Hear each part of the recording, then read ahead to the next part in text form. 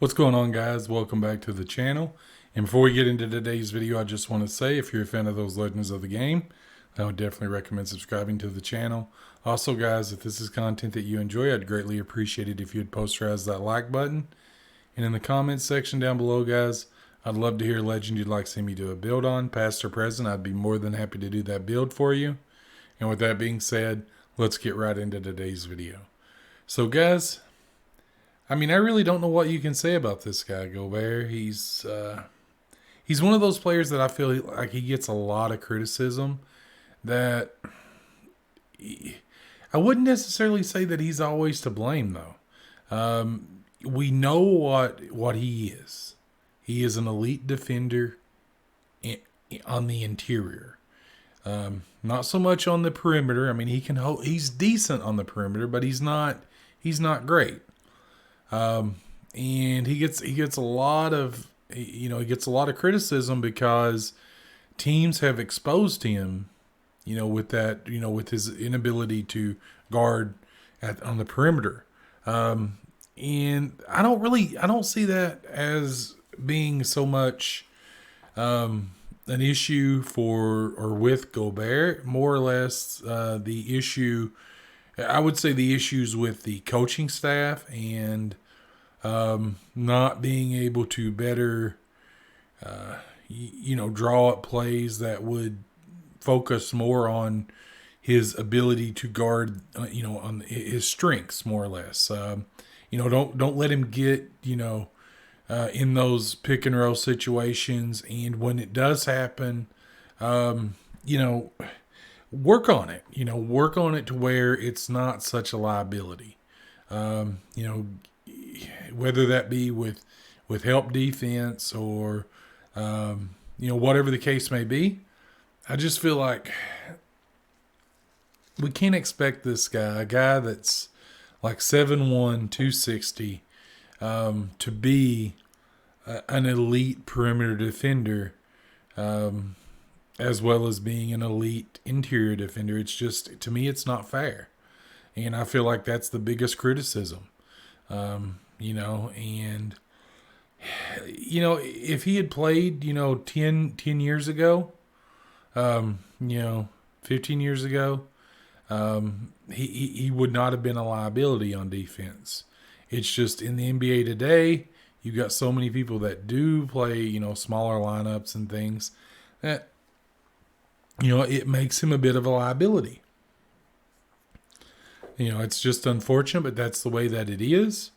But yeah, guys, if you're someone you like building, if you want that elite interior build to where you're going to be a force, no one's going to be able to score on you in the interior, this is that build for you.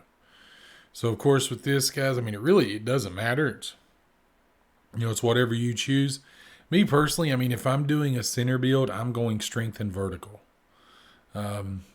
Especially with this build, then we would do close shot, driving dunk, and standing dunk. We're just going to max those all three out. For shooting, you could, if you're someone you play my career, you could do the free throw.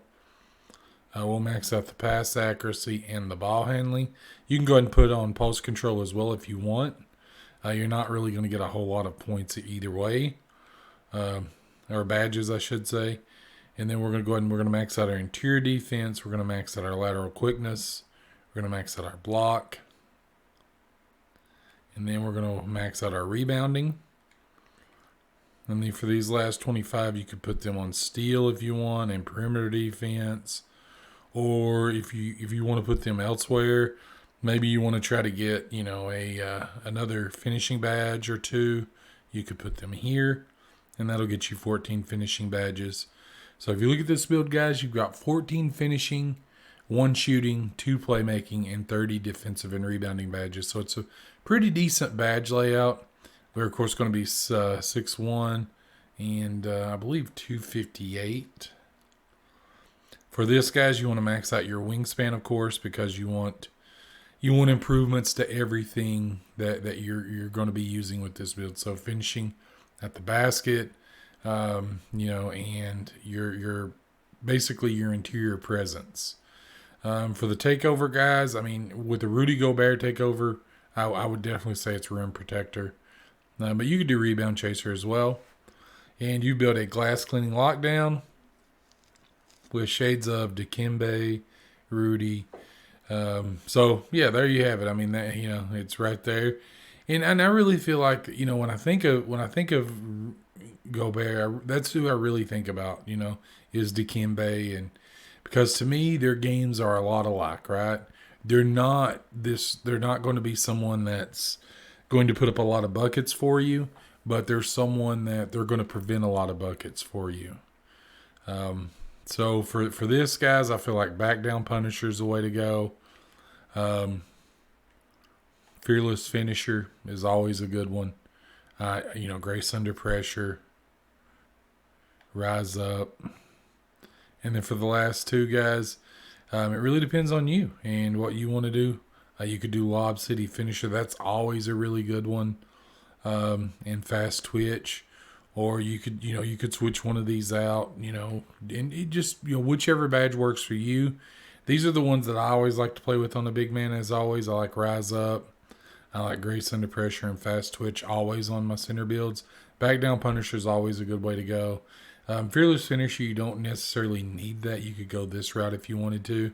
But Lob City Finisher is also really fun to play with at a center position, especially if you're playing with a decent point guard on your team. It's so fun because you can seriously, in the pick and roll, you can just really dominate with that. So for the one shooting, we're just going to do slippery off ball.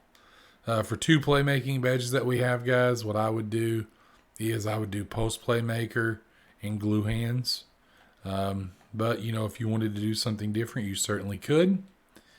And then, guys, we've got 30 defensive badges to work with. So post lockdown, rebound chaser, rim protector, those are all really, really good ones, right? Those are ones that I would definitely say you want to go with, as well as brick wall and box. Intimidator, interceptor, and then for the last two, guys, I mean, it really depends on you and how you want to play. I feel like pogo stick is always a good one to use with the center build.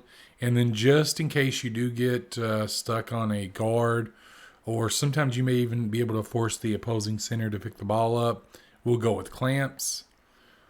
But yeah, guys, there you have it. This is a really good Rudy Gobert build.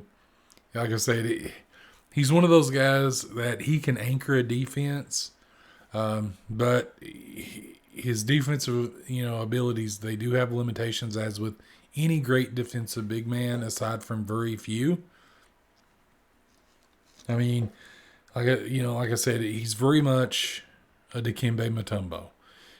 He's going to be able to stop anyone from scoring on the inside, but he's not someone like Akeem, to where if he gets switched off on a guard, he can't stay with them like Akeem could have. He's just not that. He's not that guy. And it's not taking anything away from Rudy. It's just that's not his abilities. Hakeem Olajuwon is one of the greatest defensive. I would say Hakeem Olajuwon is the greatest defensive center I've ever seen. It's just that simple. So to compare Rudy to him is just unfair. Because while Rudy is an amazing defensive player, there's levels to defensive abilities, and he's on Dikembe's level. But a guy that's won 3 Defensive Player of the Year awards, guys, and all defensive teams, all NBA. I mean, you can't knock that guy. Rudy is a good player. He just has his limitations, and teams have found a way to really, show the bad side, and really take advantage of that. And that's not anything on Rudy. That's, like I said, that's just that boils down to coaching and, the teammates, saying, hey, man, I got you. Some of it's on Rudy too. I'm not saying it's, there's no fault there, but, he's a specialist, or a specialist, I should say. specialist. That's not even a word. But anyway, he's a specialist. His specialty is, stopping someone in the post, and he does that really, really well. So if that's the kind of build that you like to play with, guys, this is the build for you. And guys, how much I like playing with those pure red centers. They're my favorite builds, and this is a really good one. So yeah, if that's what you like to play with, I would recommend this build. But with that being said, guys, have a wonderful day, night, evening, wherever you are. Have a good one.